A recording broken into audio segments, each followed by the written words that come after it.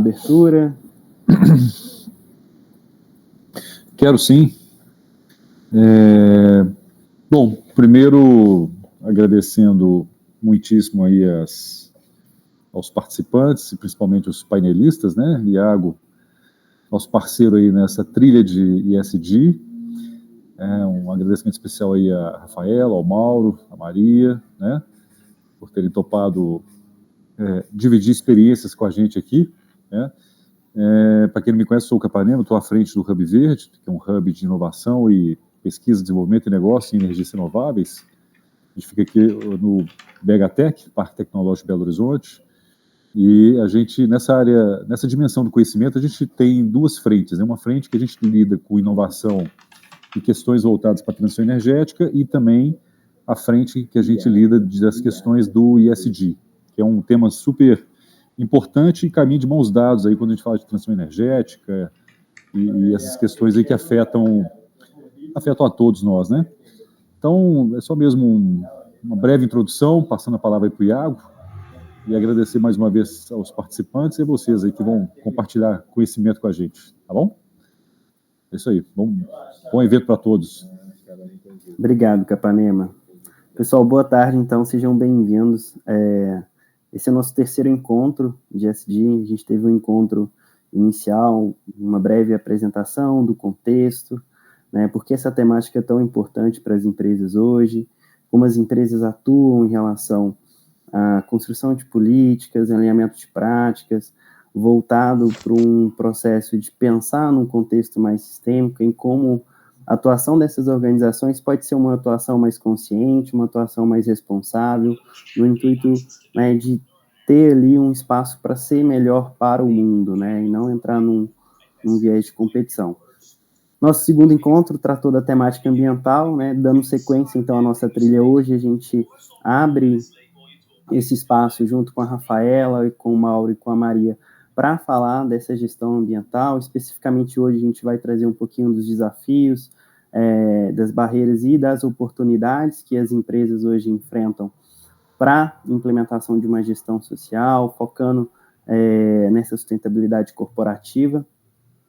Esse encontro fica gravado, então a gente tem aqui grande parte do público que acaba consumindo esse conteúdo depois, os associados do Hub Verde, da Funsoft, os parceiros da Arandu. E bem, mais uma vez agradecer vocês, sintam-se à vontade.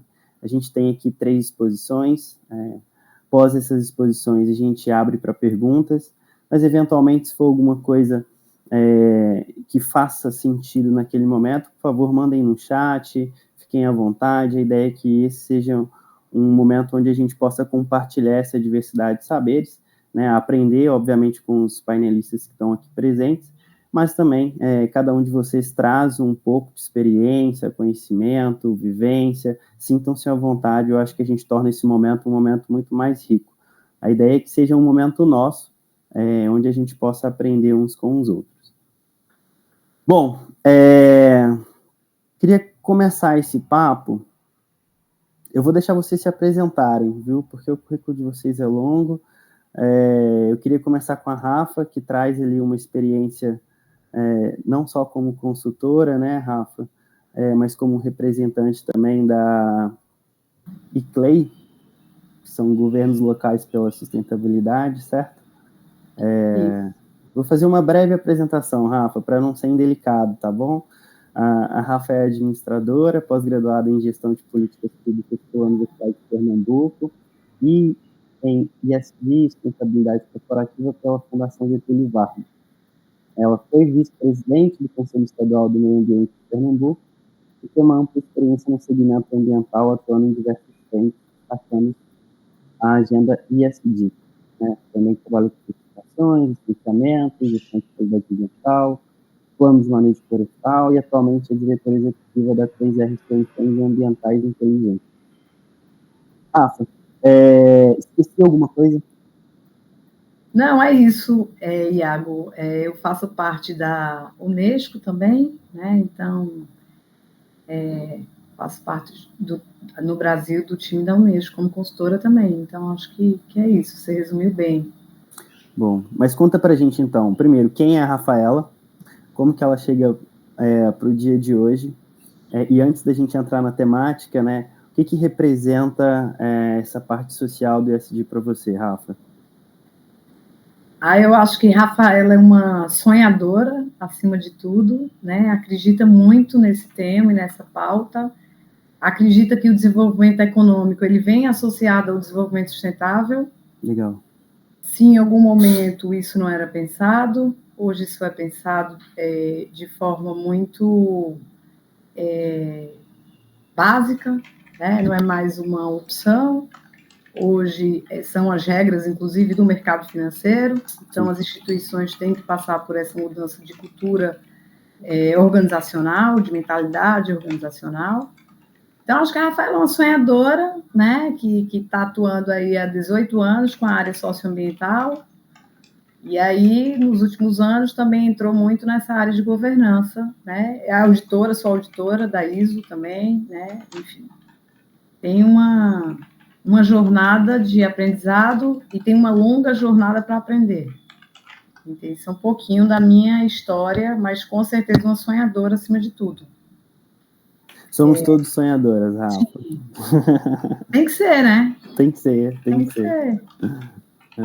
O Rafa, mas 18 anos é muito tempo, né? Provavelmente você deve ter tido contato ao longo desse tempo com, né, diversos casos.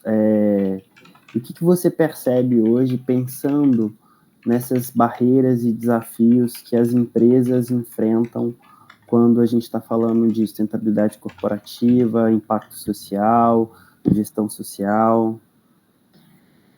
Eu acho que houve um impulsionamento muito diferente depois da pandemia. Eu acho que o ESG não é um tema novo, né? Uhum. Não é dessa década, mas eu acho que a pandemia acabou impulsionando muito. No que toca à implementação de projetos e programas de impacto social, eu acho que a gente tem alguns desafios para serem vencidos em algumas instâncias. Então, uma é o engajamento das pessoas em projetos sociais, seja interna corpore, né, dentro da instituição, seja na comunidade, para fora. Para além disso, eu acho que a gente tem também um preconceito cultural, né, em relação a projetos dessa natureza. Então, existe um preconceito dentro das instituições. E a própria desconfiança das instituições em relação a programas de engajamento dessa natureza. Então, você tem aí uma perspectiva de ter adesão por parte das pessoas, seja os colaboradores de uma empresa, de uma instituição, seja a própria comunidade.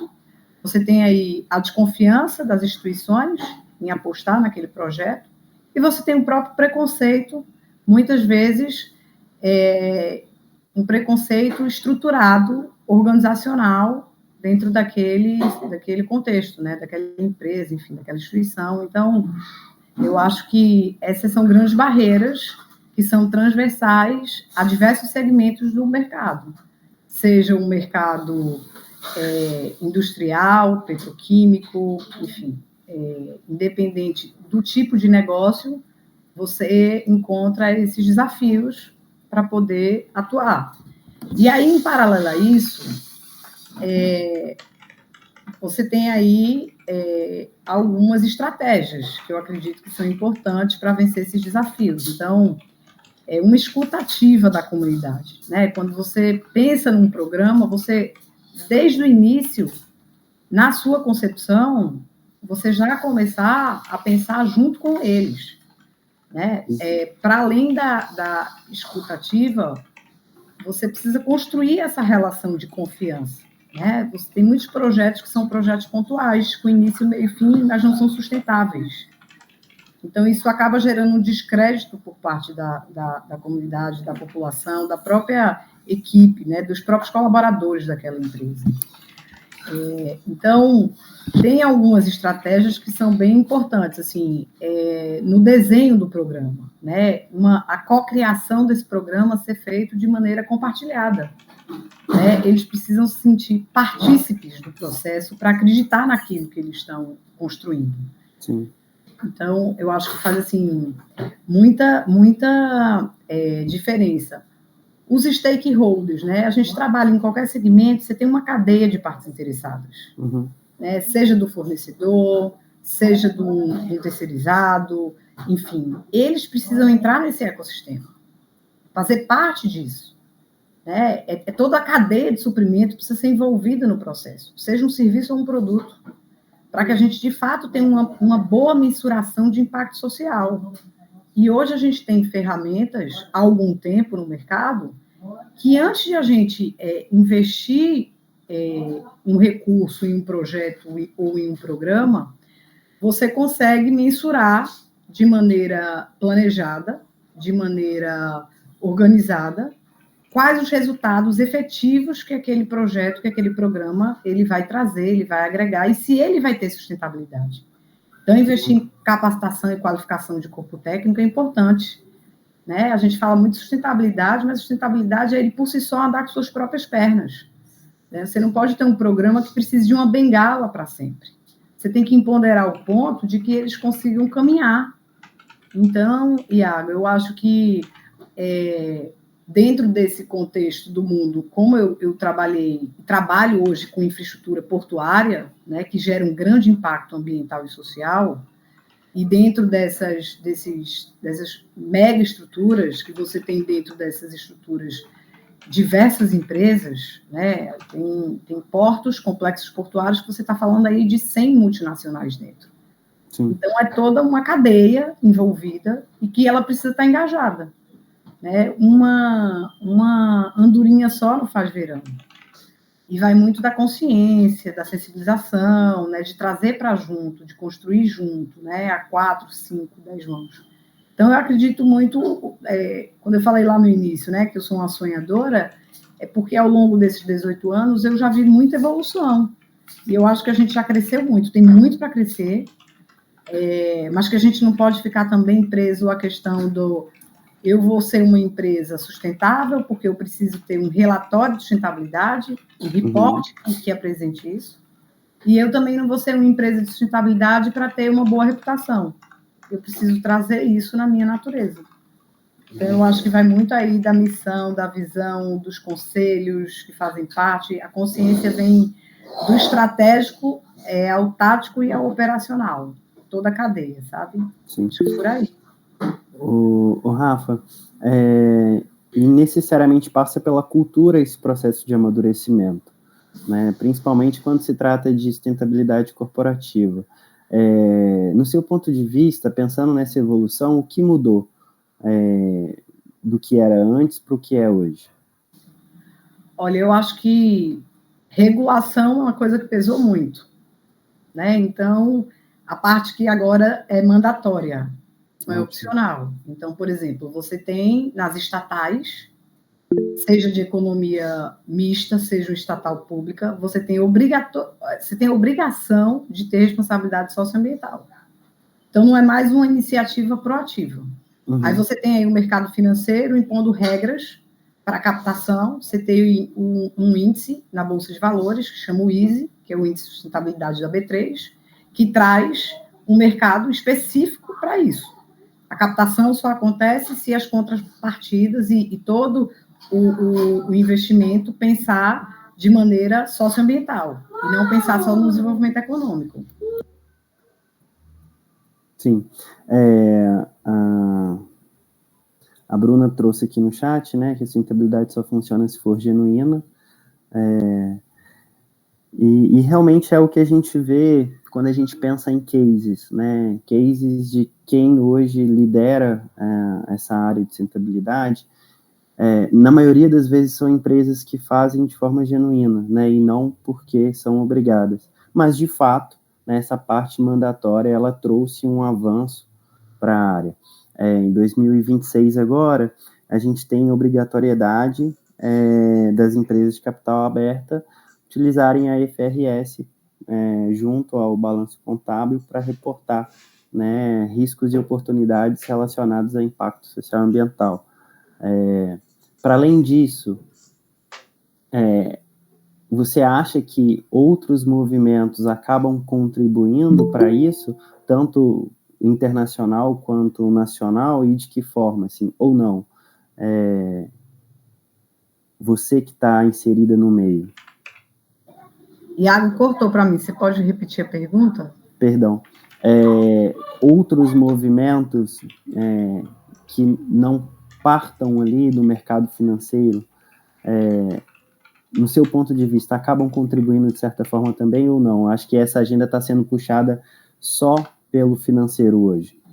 Não, eu acho que são vários fatores. Eu acho que tem a parte da Agenda 2030, dos ODS, do que o Brasil pactuou, né, nas COPs, na Conferência das Partes.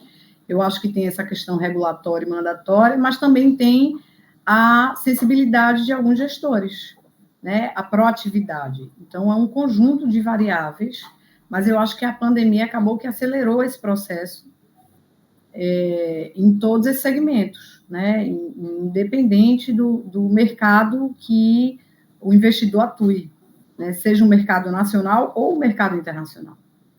E você tem também, nessas pactuações internacionais, você tem muitas instituições, muitos países que pactuaram investir em países em desenvolvimento.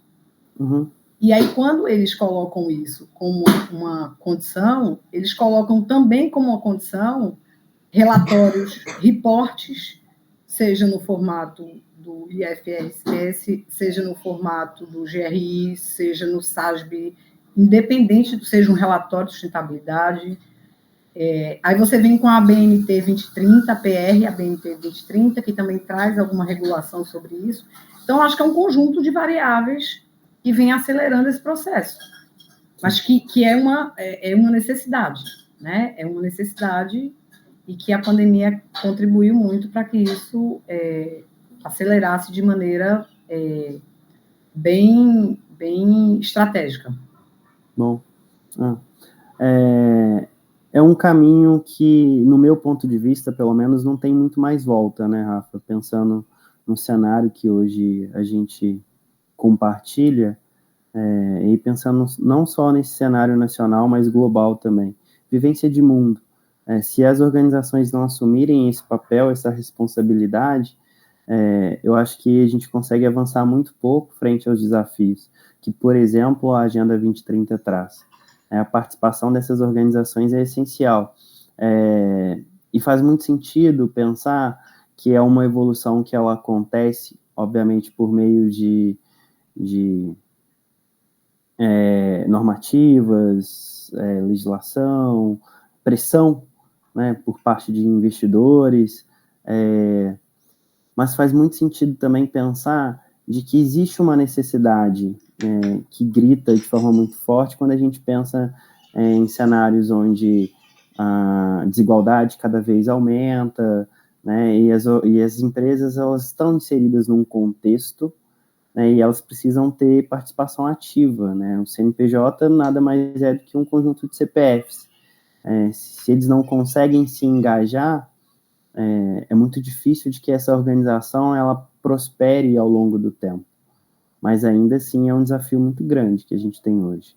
Para além desses, Rafa, você consegue trazer para a gente algum outro ponto que é importante, que você observa, principalmente nesse pensamento internacional, se eu posso dizer assim, junto com a ICLEI? O ICLEI, ele trabalha, né, o ICLEI é uma rede global que trabalha com governos locais pela sustentabilidade. Então, ele toca muito a questão da conformidade climática, né? Ele tem um foco muito voltado para inventariar a emissão, né, fazer uma análise de risco, trazer aí possibilidades de um plano local de ação climática, e ele vem se aprimorando, né? Ele vem atuando com inovação, o ICLEI Innovation, uma outra linha que a gente vem atuando no Brasil.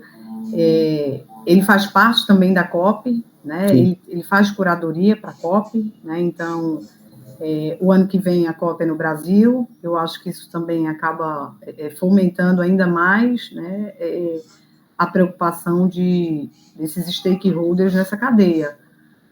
Mas eu acho que uma jornada, sabe, Iago? Assim, a gente avançou, tem muito ainda para aprender e para avançar, né? Soluções, estava aí o Luiz falando, né? Inovação aberta, várias possibilidades que, às vezes, a própria juventude traz. Acho que já existe uma mudança dessa geração, né? Eu tenho um filho, e aí eu vejo a consciência diferente, a consciência de consumo, a consciência ambiental, e eu não falo isso porque eu atuo na área, não. Eu falo isso porque eu vejo que é da geração. Sim. A geração traz um nível diferente, por exemplo, da minha geração.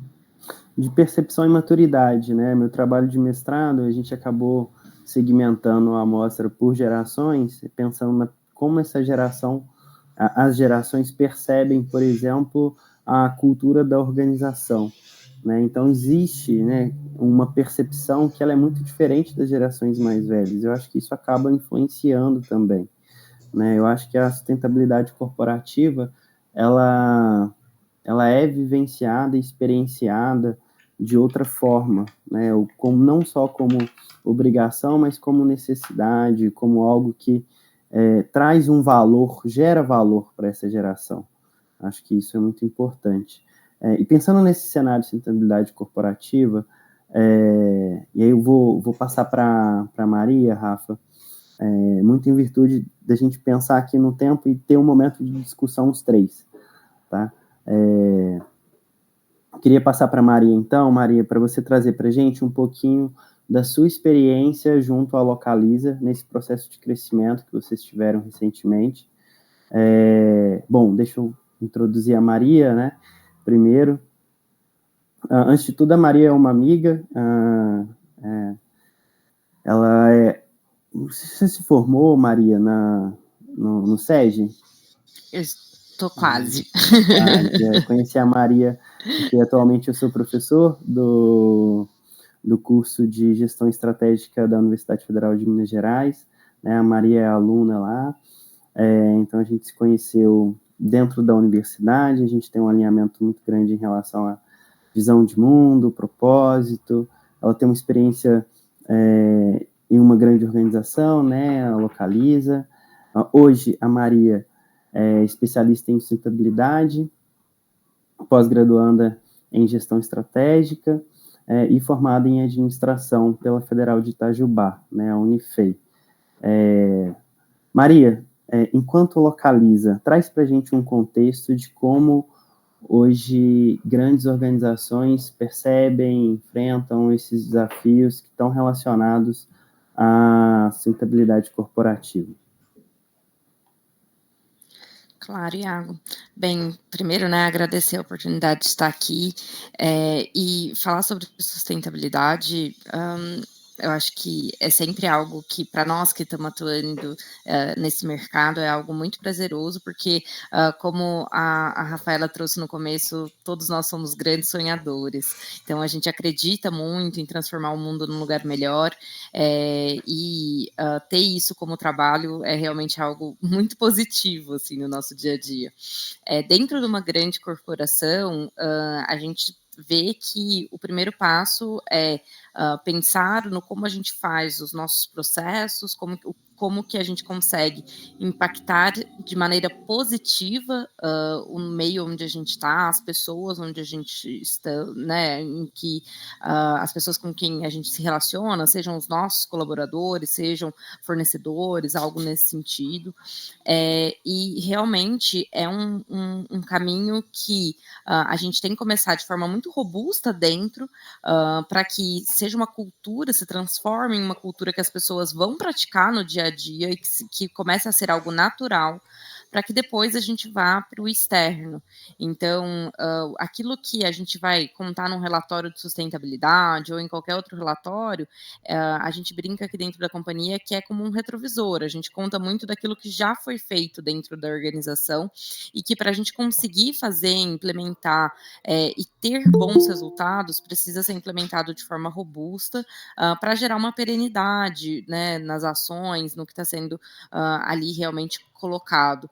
Então, a gente vê isso acontecendo dentro da companhia. Eu acho que as grandes corporações que começam a colocar isso em prática e que conseguem ter sucesso nas ações que elas vão implementando, elas têm feito muito esse caminho do deixa eu primeiro eu organizar, fazer aqui dentro de casa, para depois eu ir para fora, eu começar a impactar o meu mercado, impactar a minha cadeia de fornecedores, e a primeira coisa é realmente quem está à frente da organização acreditar e querer.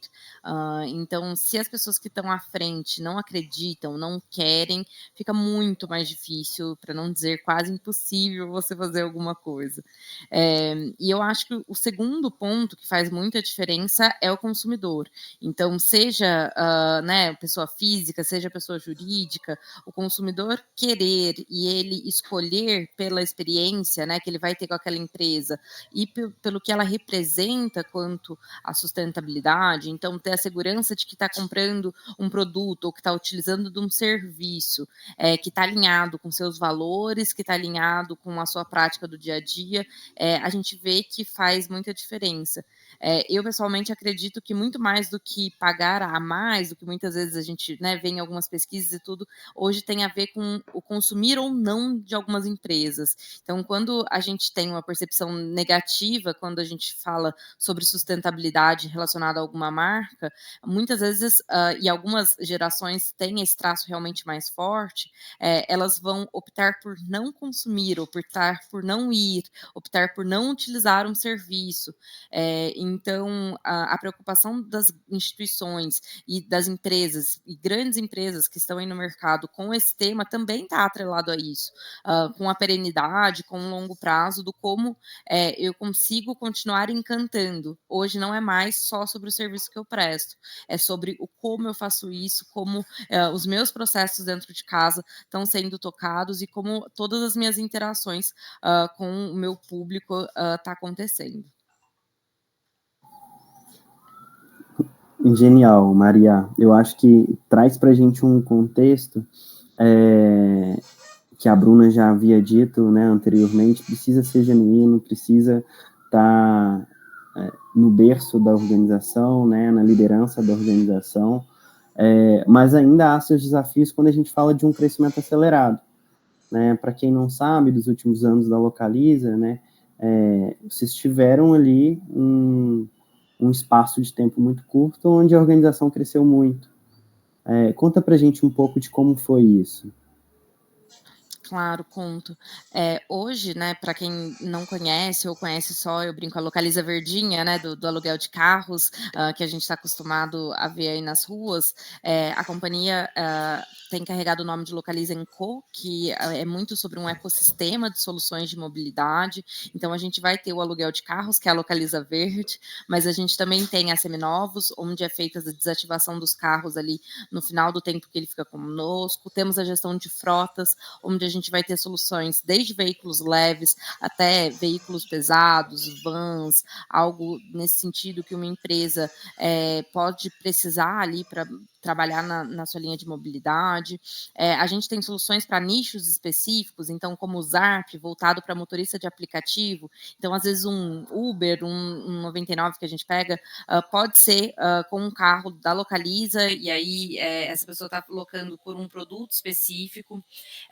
A gente tem outros, né, produtos como o Localiza Meu, que é o carro por assinatura, e olhando para todas essas soluções, claro, né, a gente tem ela porque a companhia foi crescendo muito, hoje são mais de 600 mil carros, mais de 20 mil colaboradores, em mais de 1.000 pontos espalhados aí pelo Brasil, presente em 6 países como um todo, e tudo isso gera desafios, né, da gente conseguir que a sustentabilidade esteja presente em todos esses pontos.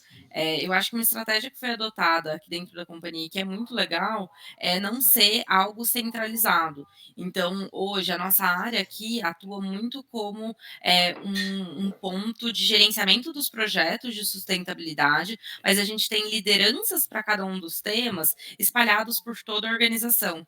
Então, por exemplo, eu tenho uma pessoa que cuida e que fica à frente de energia, que é um gerente no aluguel de carros que está olhando para novas infraestruturas, para novas unidades.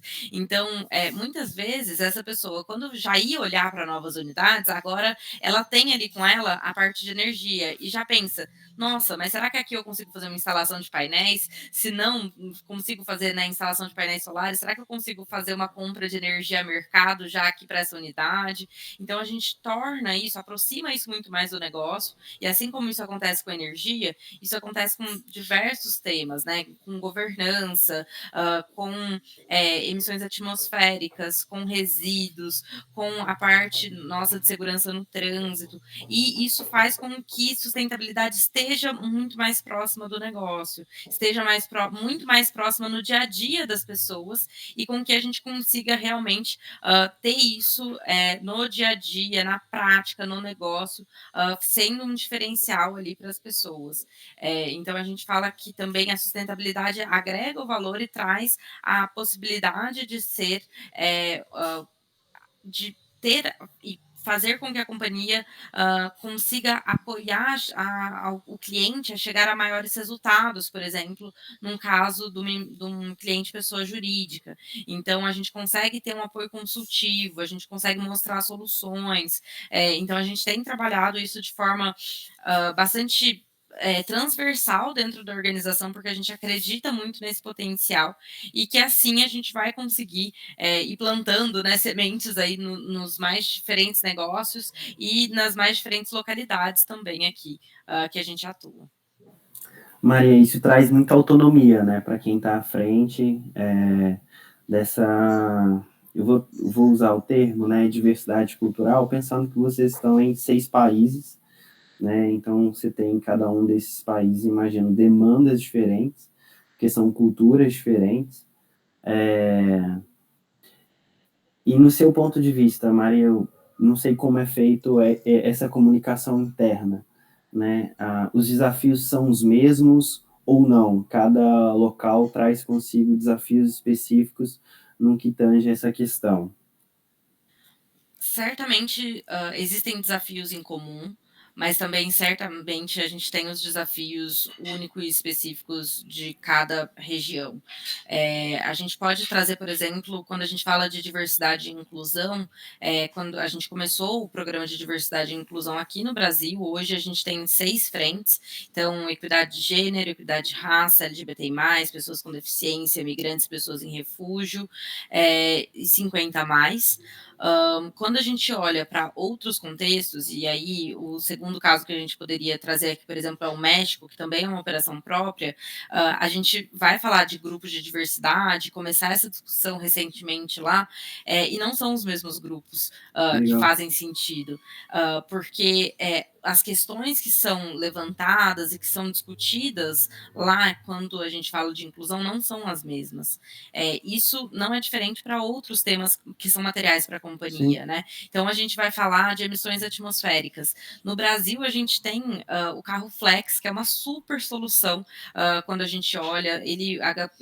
O carro Flex pode ser abastecido tanto com gasolina quanto com etanol. Quando eu abasteço com etanol, eu emito até 90% menos do que quando eu abasteço com gasolina. É uma solução que a gente consegue escalonar de forma muito mais rápida do que um carro elétrico ou eletrificado, que eu ainda tenho uma grande questão, e aqui eu como brasileira, né, nós brasileiros ainda temos uma grande questão de infraestrutura, infelizmente. Vai funcionar bem em São Paulo capital, Rio de Janeiro capital, Curitiba, mas a gente saindo desses grandes centros, a gente tem dificuldades enormes, mas por outro lado, se a gente saiu de Brasil eu não consigo ter a força de etanol. Eu não tenho a disponibilidade de carro flex, então eu já preciso aí sim olhar para carros elétricos e eletrificados. Então a gente precisa ter realmente o cuidado desse olhar da história da localização, né? Como eu aplico a globalização, a expansão do negócio, mas com soluções daquela localidade. Então, na sustentabilidade, isso não é diferente. Eu tenho que saber o que é material para mim, mas entender quais são as soluções de cada uma e não só as soluções, mas os problemas, os desafios de cada uma das localidades onde eu atuo, para que eu consiga construir soluções. Até mesmo dentro do próprio país, a gente vai ter que ter esse olhar único, específico. Acho que mudanças climáticas é um tema que está super em alta, né? Infelizmente, a gente tem sofrido no dia a dia os impactos, né, das mudanças climáticas, e a gente vê que, por exemplo, as enchentes vão acontecer em alguns lugares, enquanto a seca está acontecendo em outros. Então, a estruturação que eu tenho que ter como companhia, em pensar quais são as minhas ações, como eu vou atuar, como eu vou preparar o meu pessoal, os meus colaboradores, o meu time, para conseguir atuar aqui com enchente e ali com seca. E eu queria não ter que lidar com nenhum deles, porque eu queria, na verdade, estar lá atrás e poder mudar mudanças climáticas para elas não acontecerem. Mas já que elas são uma realidade, como eu preparo as equipes, como eu faço, como que eu escolho novos pontos. Então, a gente vê realmente que esse é um desafio, e é um desafio até mesmo olhando apenas para o Brasil, olhando apenas para a localidade. Então, não precisa ser uma grande empresa para a gente precisar ter esse olhar atento e entender diferentes cenários. Assim, se você está presente em mais de uma localidade, você vai se deparar com essas questões e até mesmo tendo diversidade de pessoas, com grupos diferentes, a diversidade de ideias vai ser diferente, e essa diversidade é muito positiva. Ela que muitas vezes vai nos levar a soluções diferentes, porque essas pessoas, pensando de formas diferentes, elas olham e veem os problemas com pontos de vista diferentes, chegando a outras sugestões que podem fazer com que a gente chegue, inclusive, a melhores soluções, né? Existem pesquisas que mostram que as empresas que têm uma diversidade maior no seu corpo de funcionários têm resultados melhores, são mais inovadoras, mas a gente precisa ter um time, ter pessoas que estão prontas para olhar para isso e trazer esse lado positivo, conseguir usar o melhor dessa diversidade e fortalecer também esses grupos com as suas diferentes ideias, diferentes posicionamentos, e para que todo mundo consiga ali se desenvolver dentro das organizações. Muito bom, Maria. E eu acho que traz consigo ali a essência do que é uma gestão social eficaz, né, que consegue ter esse trabalho interno essencial, possa articular essa diversidade de saberes, que possa considerar isso dentro da organização, para que então aconteça o que a Rafa trouxe para a gente, dessa co-construção junto com a comunidade, do que esse impacto ele vai transbordar no externo, né? Esse social, pensando nas comunidades, no contexto onde está inserido, para que seja construído junto com as pessoas que estão ali, que vivenciam aquilo, né? Como você disse, a gente hoje está vivenciando um mundo onde, dentro do Brasil, a gente tem realidades diferentes, né?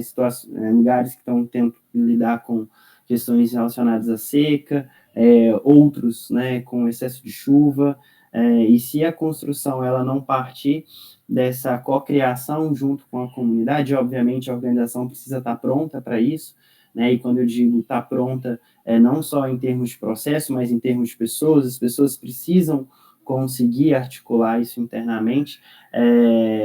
Se isso não acontece, a gente não tem uma boa gestão social, pensando ali em todo o impacto que a gente pode gerar por meio desse caminho que a gente está seguindo, que é o ESG. Bom, eu vou virar a chave um pouquinho agora, vou começar a falar de oportunidades e soluções com o Mauro, e aí a gente tem um momento onde a gente pode debater e trazer algumas perguntas e conversar um pouco mais. Bom, o Mauro é de Belo Horizonte, é empresário, o Mauro é um grande empreendedor, né, fundador de 5 startups e sócio de 8 empresas, ele é especialista em tecnologia, com mais de 20 anos de experiência, Ele é um desenvolvedor de lideranças e soluções de impacto socioambiental e apaixonado por inovação e transformação social. Além disso tudo, né, Mauro, é CEO, fundador, diretor da iSocial. Mauro, seja bem-vindo. Obrigado, Iago. Obrigado a todos que estão presentes aqui também. Muito bom poder compartilhar com a Rafaela e com a Maria esse tema que, para nós aqui, é bastante relevante, né? Não pelas agendas e pelas leis e por outras questões, mas por essência. Então, acho que para mim é um prazer te agradecer, Iago, agradecer o Capanema também pela oportunidade de a gente estar aqui conversando sobre isso. Não, estou tendo uma aula, estou fazendo as notas aqui. Mauro, mas conta pra gente, então, o que é o iSocial e como a gente tem hoje oportunidades para fazer isso acontecer de forma mais eficaz. Eu queria dar um passo para trás, Iago, se você me permitir. Fica à vontade. E escutando tudo que a Rafaela e que a Maria disse, eu concordo com tudo que tem sido falado. Eu quero complementar algumas coisas. Eu acho que a gente tem uma questão estrutural no nosso país ainda para a gente resolver, né? E se a gente pensar nesse tipo de problema, todo problema tem uma solução. Ainda mais para nós que estamos no ambiente de trabalho, a gente gosta de tentar resolver o problema. E quando a gente fala de aplicar isso dentro de comunidade, ou aplicar esse tipo de tema dentro de empresas, as dificuldades que nós vamos enfrentar nesse engajamento de pessoas para a questão do S, do SG, ela é o mesmo problema que a gente tem numa comunidade em qualquer lugar do país. Se a gente olhar números, para você ter ideia, apenas 4% da população adulta do Brasil está engajada em algum tipo de iniciativa social. Se a gente compara isso com Estados Unidos, Europa, a gente vê um número muito maior do que isso. A gente está falando de 25%, 40% da população adulta como um todo nesses países estão mais engajados em impacto social. E eu não acho que isso é talvez por questões de perfil do brasileiro. A gente já viu algumas situações que quando precisa, o brasileiro ele faz de tudo para ajudar. Né? Então, assim, eu acho que a gente tem essa característica dentro de nós, mas eu acho que a grande dúvida é como engajar. E algumas pessoas aqui comentaram de que empresas têm isso talvez como vontade, como propósito. Algumas empresas querem fazer isso. E eu vou um pouco além, tá? Eu acho que não adianta também ter isso como propósito, não adianta querer fazer essa diferença se isso não virar ação no dia a dia. E aí eu trago uma provocação aqui para as grandes empresas, ou pequenas e médias empresas, que em número também que no Brasil é uma diferença muito grande. A gente está falando que pequenas e médio e grande porte do Brasil que estão engajadas em projetos sociais, a gente está falando de 8%. Se a gente pegar Estados Unidos, é 85%. Então, assim, as empresas nos Estados Unidos, elas realmente estão muito mais à frente nesse sentido do que nós. Na Alemanha, grandes empresas batem 80%, Reino Unido 75%. Ou seja, tem uma diferença muito grande na prática. E aí, pegando num gancho que vocês comentaram sobre planejamento estratégico, né, em uma das matérias que você é professor, não adianta a gente simplesmente colocar isso como propósito da organização se isso não descer talvez como metas e como incentivos. Então, a gente vê praticamente todos os funcionários de empresas tendo meta de venda, metas operacionais, SLA. Quantas empresas de fato colocam indicadores voltados à sustentabilidade para o colaborador e não para a organização macro como um todo? Então, esse exemplo que a Maria deu foi muito legal, de repassar isso para um gestor de crescimento de lojas da Localiza, um indicador relacionado à energia limpa. Excelente. Então, eu vejo que a gente tem os elementos necessários. Acho que a gente tem que encontrar o meio. E é ruim quando a gente fala que o meio tem que ser talvez uma dor, né? O ser humano normalmente é medido mais por dor, de perda do que por ganho. Mas eu vejo que a gente tem que encontrar uma forma disso ser genuíno. Vocês comentaram aqui um tempo, no início da reunião. Como tornar isso genuíno? Como tornar isso colaborativo? Como tornar isso diverso, né, onde todos consigam participar. E aí vem um pouco, né, do que eu acredito aqui, como talvez eu participe, né? Todos nós aqui somos sonhadores, igual a Rafaela comentou, e eu acho que todos nós vamos contribuir de alguma maneira. E eu entendo que a tecnologia pode ser uma grande maneira para isso. A gente vê a tecnologia sendo aplicada para tudo quanto é tipo de problemas, mas pouco aplicada para esse problema social que a gente tem. E quando a gente vai para empresas hoje, relacionado a temas de sustentabilidade, está muito vinculado à parte ambiental, que é onde os principais stakeholders externos estão batendo. Mas pouco ainda se fala, aqui no Brasil, do S.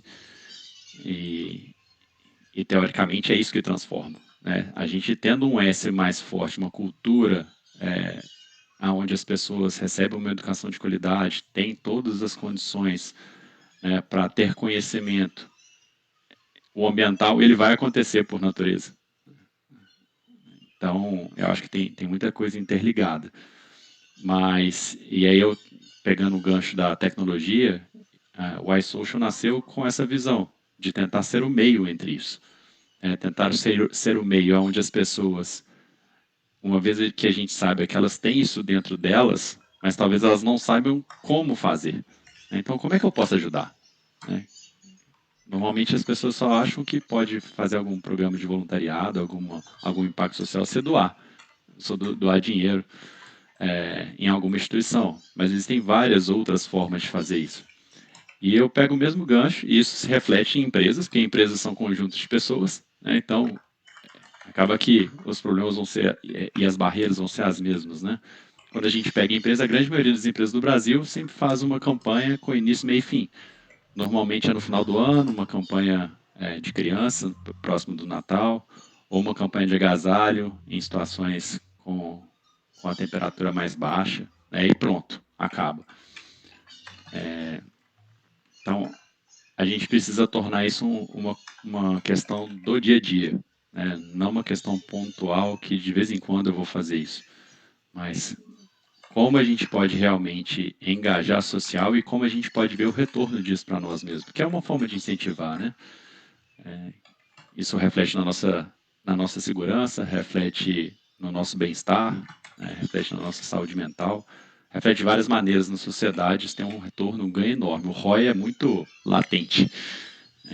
Então, o iSocial ele entra fazendo essa conexão, trazendo informações, igual a Rafaela disse, das comunidades, onde as comunidades falam através da plataforma o que elas precisam, né, quais são os principais problemas e dores que elas têm, e não simplesmente, o problema do Brasil é esse, ou vamos resolver dessa maneira. Você até perguntou para a Maria, né, que existe uma dificuldade muito grande de você entender a questão cultural entre 6 países diferentes. E se a gente olhar o Brasil é um tanto de países em conjunto aqui. São culturas totalmente diferentes e problemas totalmente diferentes. No levantamento que a gente faz aqui dentro da nossa plataforma, a gente vê algumas regiões que o ranqueamento de ODS, onde as pessoas querem se engajar, é totalmente diferente de outros locais. Quando a gente vai mais para o sul, por exemplo, eles estão preocupados mais em educação, saúde, meio ambiente. Quando a gente vai mais para o Nordeste, é erradicação de pobreza. Então, assim, existe uma diferença muito grande, né, e a escuta é muito importante. A colaboração de todos é muito importante, não uma política pública que é pensada para o todo em uma maneira única. Não é de uma maneira única, não é assim que a gente vai chegar lá. Não é assim que a gente vai engajar todo mundo. Tem que ter essa diversidade de pensamento e diversidade também de entendimento da real necessidade. E uma vez que a gente tem esse entendimento da real necessidade, conectar projetos incríveis que já existem no Brasil inteiro, de muitas OSCs, a gente não precisa reinventar a roda e falar assim, eu sou uma empresa aqui, vou começar a fazer uma iniciativa nova. Então, provavelmente já existe uma organização que também está precisando de incentivo, está precisando de voluntariado, está precisando de uma empresa engajar naquele propósito, para que ela realmente consiga fazer aquilo que ela tem como objetivo principal, indicador principal, que é impactar vidas. E aí, criar esse ecossistema, eu acho que é um fator de sucesso, sabe, Ari? Então, fazer esse chaveamento primeiro de real necessidade com instituições que já fazem um trabalho bem feito, seja comigo como pessoa física ou como Mauro, pessoa jurídica, é muito importante, né? Dar essa visibilidade e dar meios de. Então, eu acredito que a tecnologia pode ser um meio fundamental da gente dar à luz a esses problemas, dar à luz a meios da gente realmente ter um engajamento social e contar com um ecossistema principalmente de empresas no Brasil todo, que, assim, por que eu falo empresas, tá, pessoal? Se você pegar qualquer pessoa, pelo menos 8 horas por dia ela está dentro de uma organização. 8 horas por dia ela está dentro de uma organização. 8 horas ela está dormindo, teoricamente. Então, a grande maior parte do tempo das pessoas no Brasil, elas estão trabalhando. Se a gente tem iniciativas e incentivos dentro da empresa, eu entendo que a chance disso dar certo fora é muito maior, né? Então, eu vejo que o engajamento das empresas é um fator de sucesso muito grande para essa mudança cultural, né? E é nesse meio aí que o iSocial se encaixa, tá? Bom, muito bom, Mauro. E eu acho que essa ponte, e se eu posso dizer assim, né, que o iSocial constrói em relação à necessidade daquele contexto específico, né, como você disse. A gente tem uma diversidade muito grande no Brasil, cada região tem ali as suas demandas, e muitas vezes as organizações têm essa dificuldade mesmo de construir essa ponte de diálogo para realmente entender como apoiar, de que forma apoiar, quem são os stakeholders que estão ali em torno, que vão conseguir, né, dar esse suporte. Muitas vezes, né, serão organizações do terceiro setor, que já fazem um trabalho, mas que precisam de apoio. Então, triangular essa ação em relação ao problema social específico que está sendo vivenciado naquele contexto.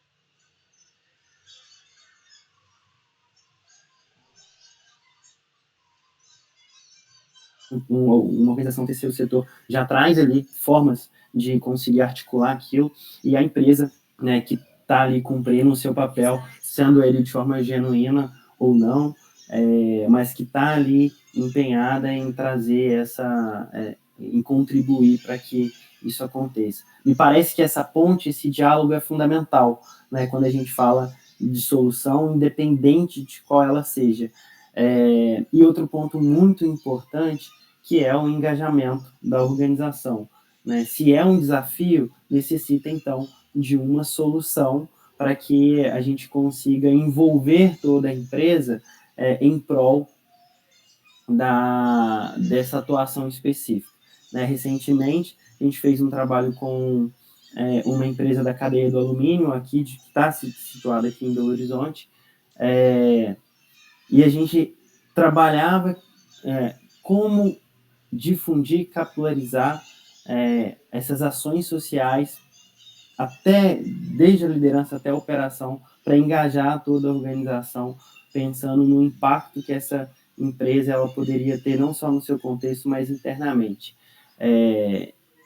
E pensando em tecnologia, pela sua experiência, Mauro, como é que a gente resolve esse problema? O que você acha, assim, pela sua experiência?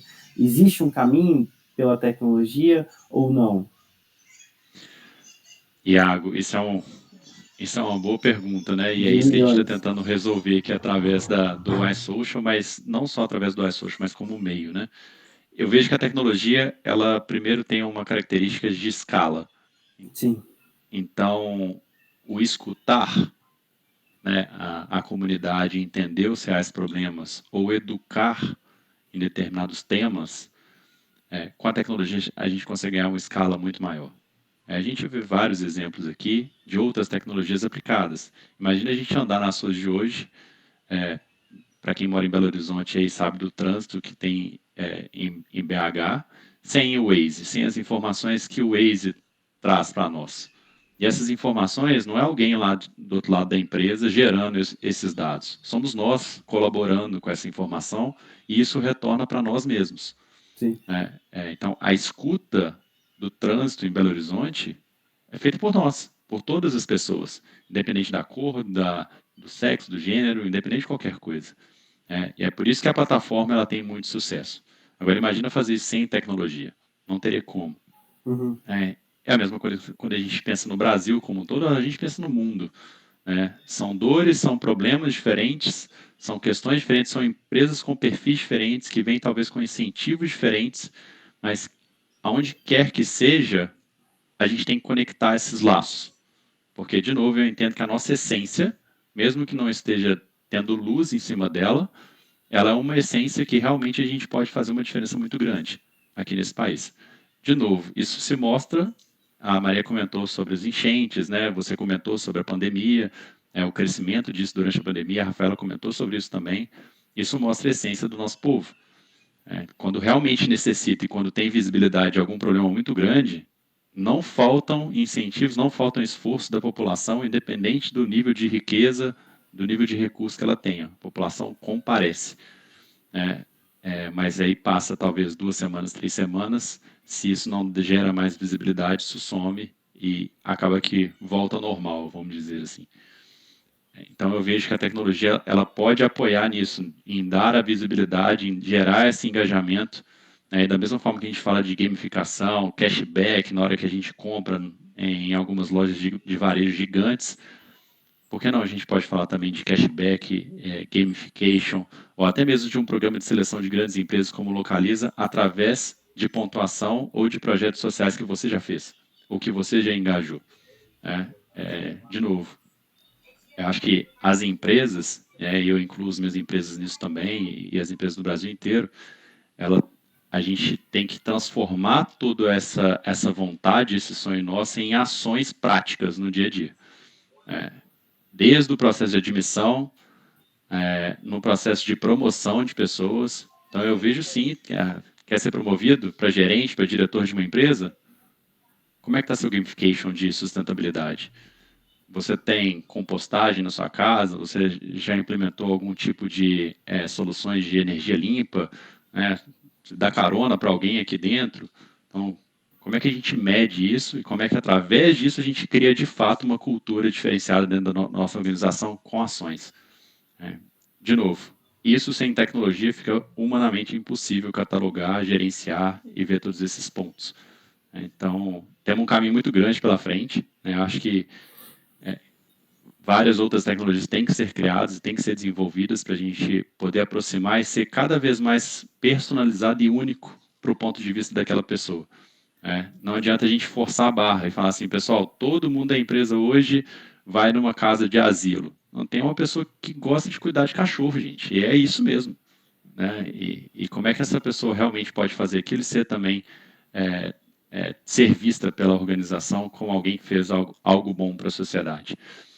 Então, a gente tem que, assim como as outras plataformas, os outros softwares e outras soluções e serviços que a gente está vendo cada vez mais personalizados, eu acho que a gente tem que pensar algo também nesse tema, cada vez mais personalizados por região, por pessoa, por empresa, para que a gente consiga engajar todo mundo. Bom demais. Bom, eu queria abrir agora para a gente bater um papo, conversar, ter algumas perguntas. Eu já tenho algumas, na verdade, mas eu vou dar preferência para quem está nos assistindo. Se alguém tiver alguma pergunta, tanto para a Rafaela, para a Maria ou para o Mauro, fiquem à vontade. Duda, Capanema, vi algumas pessoas que eu conheço aqui também, a própria Bruna, com quem a gente faz um trabalho na Vai Fácil. Se não, eu começo sem problema nenhum. Vai lá, Iago. Estou formulando a minha aqui ainda. Boa. E aí vocês fiquem à vontade, viu, pessoal? Eu não vou direcionar, porque eu acho que cada um pode contribuir de forma diferente. Bom, eu vou pegar uma fala do Mauro, que o Mauro traz para a gente, que eu acho que isso traduz muito a importância de uma boa gestão social, né? E do quanto a sustentabilidade corporativa tem um papel fundamental nisso.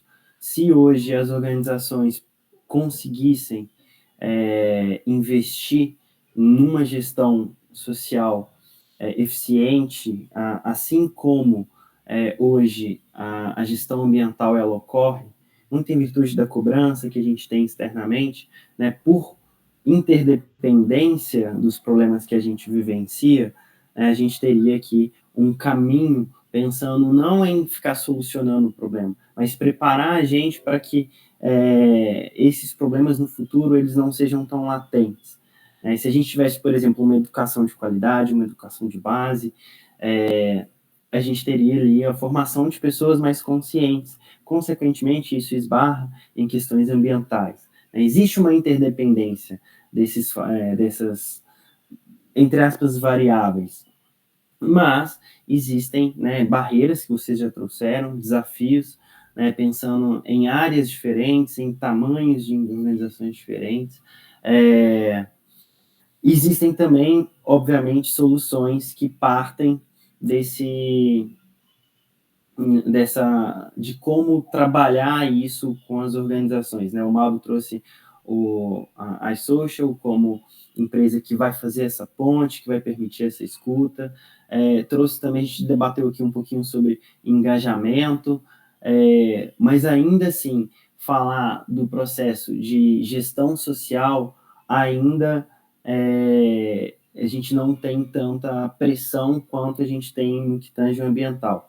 Como hoje, então, as organizações podem engajar, não só engajar e formar suas lideranças para um olhar mais cuidadoso em relação a essas esferas que compõem essa gestão social, falando de bem-estar das pessoas, falando de diversidade e inclusão, falando de impacto na comunidade, o que hoje as organizações podem fazer para conduzir essa gestão de forma mais eficiente, de forma mais eficaz?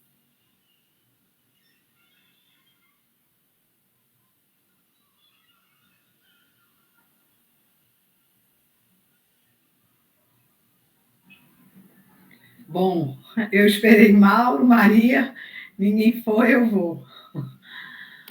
Bom, Iago, eu acho que Maria colocou um ponto bem importante, assim, o desejo, né, do estratégico em fazer ele é fundamental. Ele vai permitir, inclusive, uma perspectiva do que o Mauro trouxe de uma gamificação para que ele seja promovido através de ações ambientais, sociais, né, de uma carona coletiva. Eu acho que a consciência da gestão, e aí passa pela alta gestão da empresa, ela faz toda a diferença num processo como esse. De olhar para a questão social, porque você tem muitas empresas que trabalham aí de Gympass, né, o dia do aniversário, né, o day off. Aí você tem campanha contra o Setembro Amarelo.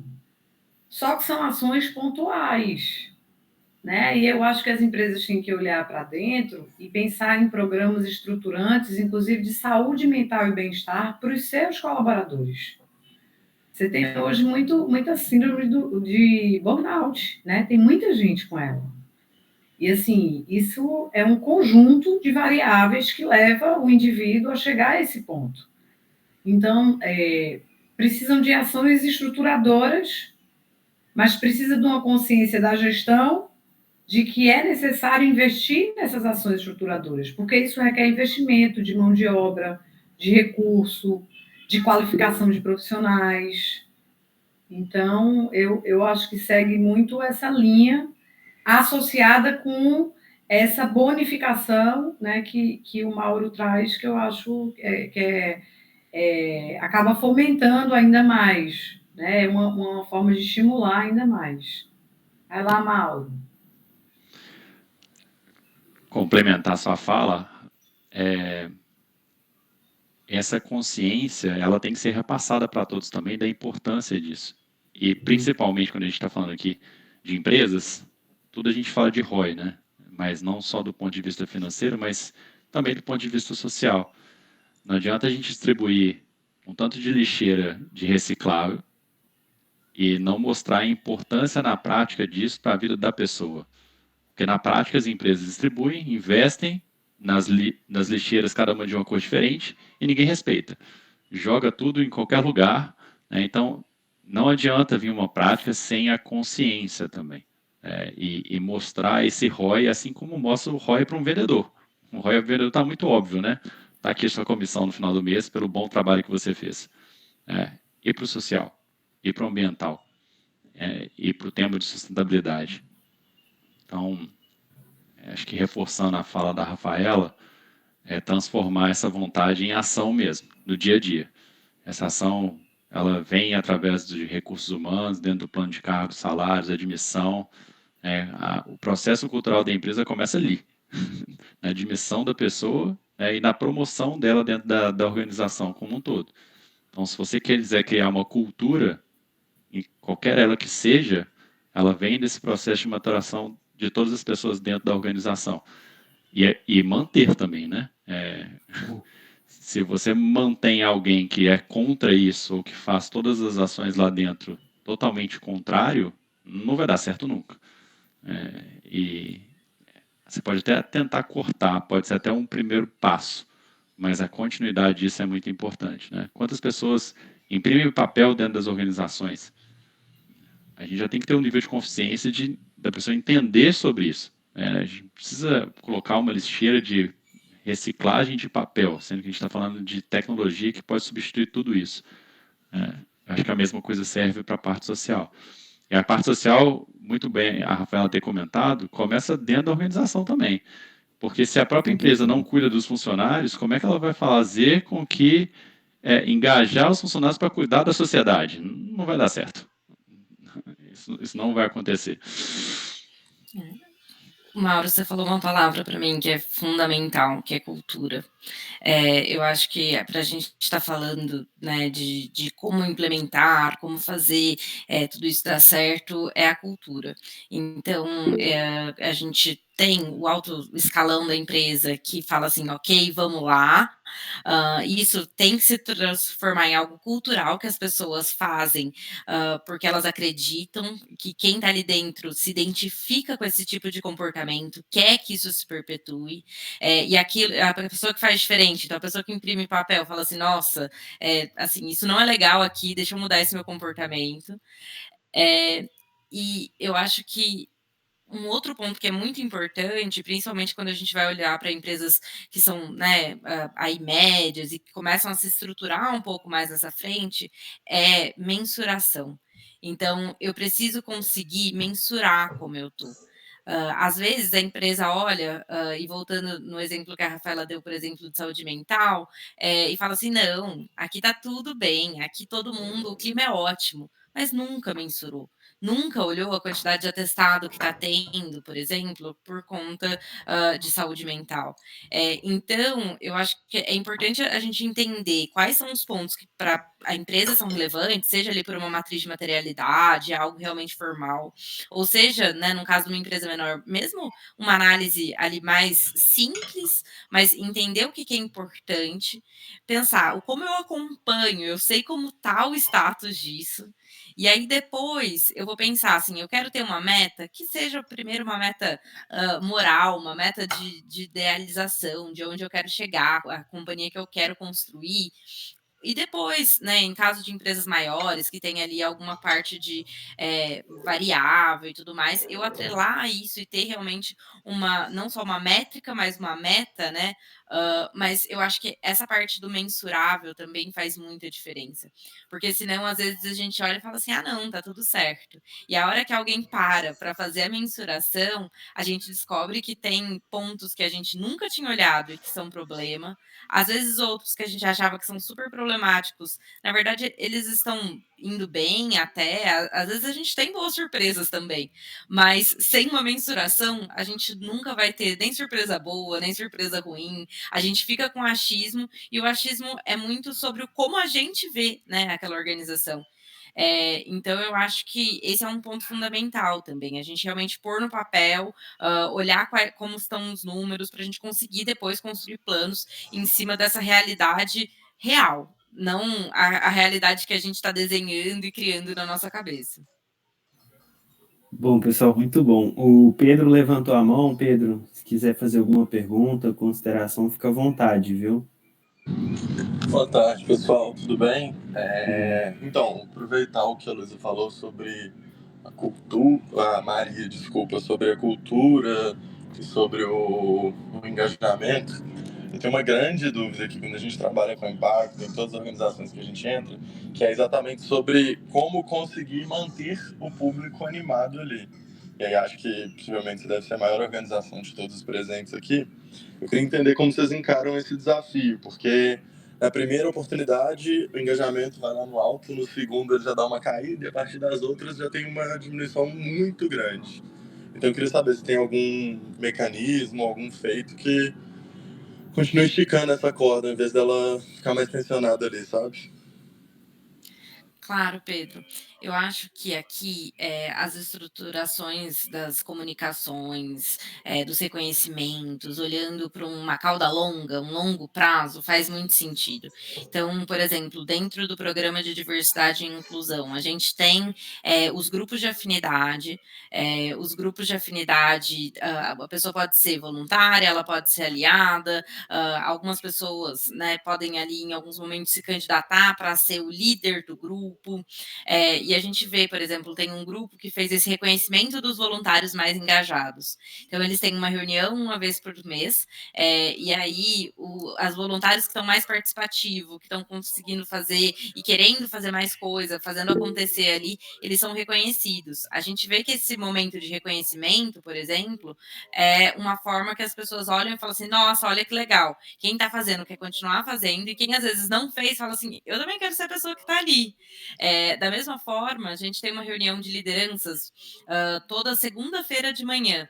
E ali é onde participa toda a liderança estratégica. Eu tenho todos os diretores executivos, funcionais, alta gerência, e levar esses temas nessas reuniões e eles, né, essas lideranças, eles e elas, as lideranças executivas, fazerem um reconhecimento é outra forma também que é muito legal. E você consegue esticar o interesse das pessoas até as pessoas realmente perceberem que é algo contínuo e que não é uma campanha, não é algo pontual, mas que é algo que a empresa realmente admira e que vai ver e que vai enxergar e continuar enxergando no longo prazo. Então eu acho que essa forma da gente pensar em como a gente mostra, né, e trazer em vários momentos esses destaques, a gente faz aqui dentro da companhia, tem gerado bons resultados, e é uma recomendação que eu faço, mas também, né, estou aí super aberta a outras recomendações, porque sempre que tem outras formas e novas formas para a gente tentar, a gente tenta, porque realmente é um desafio sempre para algumas ações. Mauro, você quer complementar? Você levantou a mão? Quero, obrigado, Iago. Como a gente já disse algumas vezes, né, isso é uma questão também estrutural brasileira. Isso acaba refletindo nas organizações. Quando a gente entra no avião, normalmente fala, né, em caso de emergência, coloca a máscara primeiro em você e depois em outra pessoa. E acaba que essa pergunta do Pedro é uma pergunta muito boa, porque na essência todo mundo gosta e quer fazer. Mas eu acho que o grande problema de manter essa corda esticada, igual o Pedro perguntou, é fazer com que isso seja prioridade sempre, e não prioridade só em um determinado momento. E aí, esse é um grande problema da organização, que no final ela fala assim, cara, legal esse tema, gosto muito desse tema, mas eu tenho uma reunião ali de vendas que é muito importante, eu preciso participar, não tem como mais eu falar sobre isso, depois a gente conversa. Isso acontece uma vez, acontece duas, acontece 5 e de repente esse tema esvazia. Então, por isso que isso tem que virar algo estrutural dentro da organização, relacionado a metas, relacionado a crescimento, em várias outras coisas, em várias pontas estarem amarradas para o pessoal entender que realmente aquilo é importante. Acho que a priorização a longo prazo é um desafio muito grande, que provavelmente a Maria tem isso como desafio e todas as outras empresas, por questões de sobrevivência, né, e característica do próprio povo brasileiro, que sempre acha que mesmo que estando bem na organização, cara, eu tenho que entregar esse número aqui, senão eu vou ser demitido, tem alguém que vai passar meu cargo, enfim. E aí a questão de sobrevivência, de novo, vai ser ditada de acordo com o que o bumbo bate, né? A empresa tem que falar o tempo inteiro que aquilo dali realmente é importante, é isso que vai fazer você dar um próximo passo dentro da organização. Muito bom. Capanema, quer complementar, trazer uma pergunta? Fica à vontade. Não, só para não me alongar muito aqui, também o tempo já está quase estourado, né, gente? Eu estive à frente da sustentabilidade de uma grande empresa, né, inclusive uma parceira em projetos de inovação da Localiza, que é a MRV, a parceira do Orb, né? E como gestor de sustentabilidade, um dos grandes desafios nossos era mostrar a sustentabilidade, as ações sociais em números, né? E resultado para a empresa, né? Como é que aquilo retorna para a empresa. Esse é um grande desafio, acho que qualquer grande empresa passa por isso, que no final do dia o líder ali, a diretoria, quer saber o seguinte, ok, quanto isso vai custar e quanto isso vai retornar para a empresa, né? Inevitavelmente.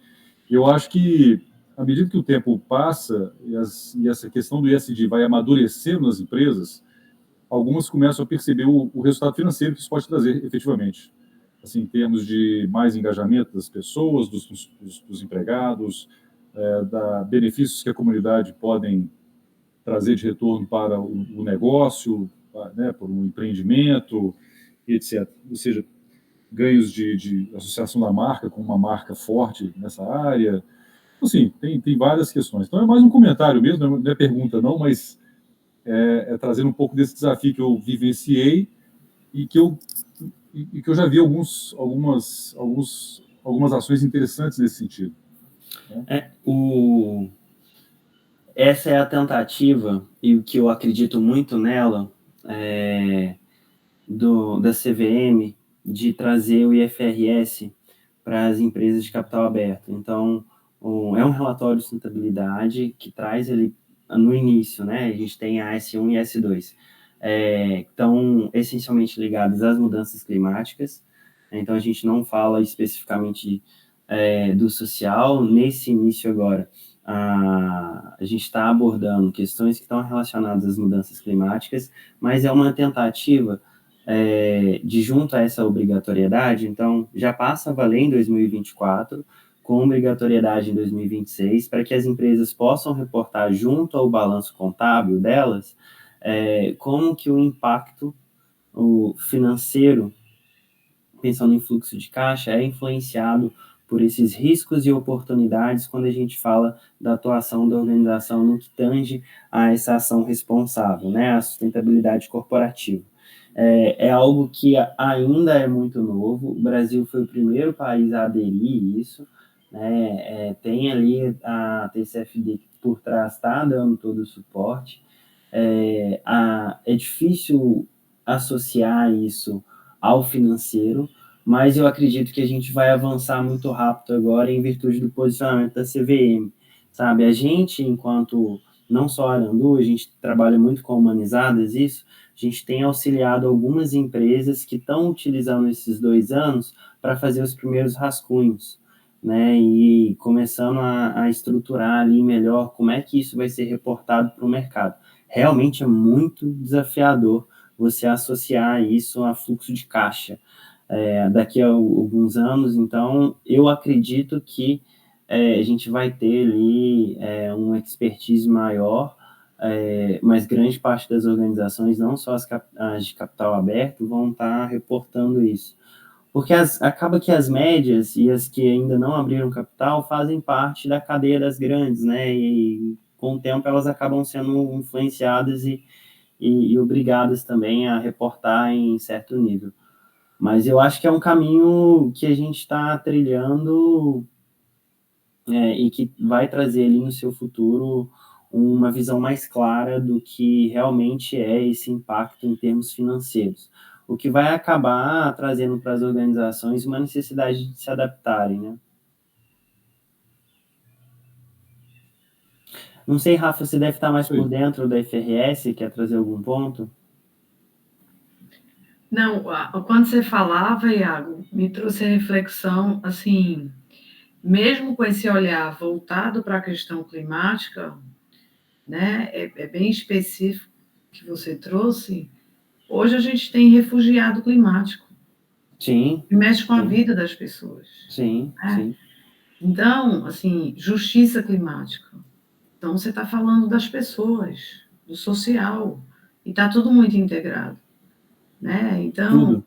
quando você falou assim, não, mesmo esse relatório trazendo muito essa questão ambiental, mas uma coisa está associada à outra. Né? A questão do clima ela afeta diretamente a vida das pessoas. E a gente tem o conceito na ONU de refugiado e já tem o conceito de refugiado climático, justiça climática. Então, me trouxe a reflexão que o meio ele é único. Sim. E ele está integrado. Sim. Então, não tem como separar meio ambiente, pessoas, empresas. Isso é um ecossistema que tem todos esses atores envolvidos no processo. Bom, super de acordo. Assina embaixo. Bem, acho que temos aqui 3 minutos, vou encerrando. Se alguém tiver mais alguma pergunta, o momento é este, a última. Se não, agradecer a Maria, a Rafaela e o Mauro, né, o Capanema, por estar conduzindo a trilha, né? Eu acho que é muito importante a gente trazer essas discussões. Eu brinco que se o BEM ele articulasse mais esses espaços de diálogo, a gente ia avançar um pouco mais rápido. Infelizmente, a gente tem outras coisas, outras demandas da vida, como o Mauro disse, né? Eu acho muito legal, mas agora eu preciso... e a gente tem que valorizar esses espaços. Então, primeiro, valorizar o tempo de vocês, né? A iniciativa do Hub Verde, né? Arandu como parceira, né? Eu fico muito feliz de ter essa confiança, de poder estar aqui, de conversar com vocês. Deixar aberto, a gente tem mais um último encontro, provavelmente vai ficar para novembro, né? A gente vai tratar um pouquinho da temática de governança. E acho que é isso. Capanema, palavras finais.